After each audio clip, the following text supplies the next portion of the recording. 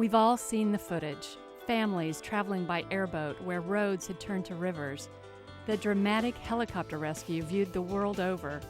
A town brought to its knees by a hurricane that refused to follow the rules.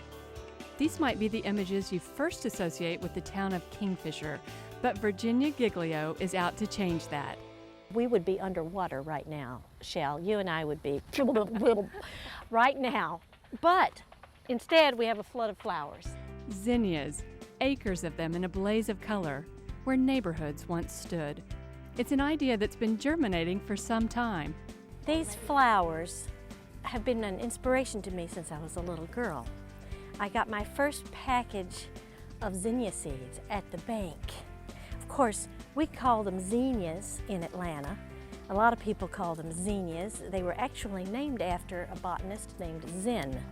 So the correct name is zinnia, and I like that because it rhymes with Virginia.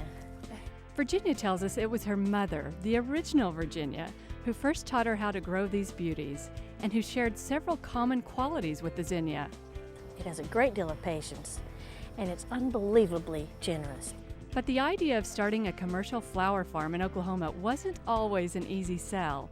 When I told people I was going to grow zinnias, they said, "You're going to grow what?" And now those same people come around every day on their way to work and drive around just to look at the zinnias. Virginia's Zinnias now employs roughly 20 folks, everyone from harvesters to folks who run the Main Street shop, where you can get cut flowers and seeds to plant your own gigantic blooms. After all, these aren't your grandma's zinnias. This is a floral quality zinnia. Some of them are 5 inches wide.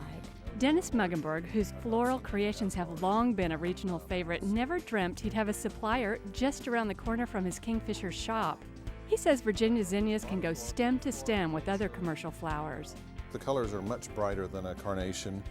Gerberas come in a bright assortment, but these are, I think, even brighter than a gerbera.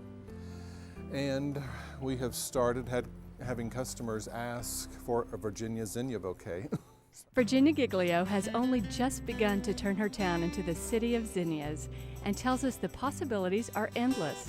Keep your eyes trained on Kingfisher for a coming soon zinnia-themed tea room, where Virginia plans to make everything from zinnia honey to zinnia soap.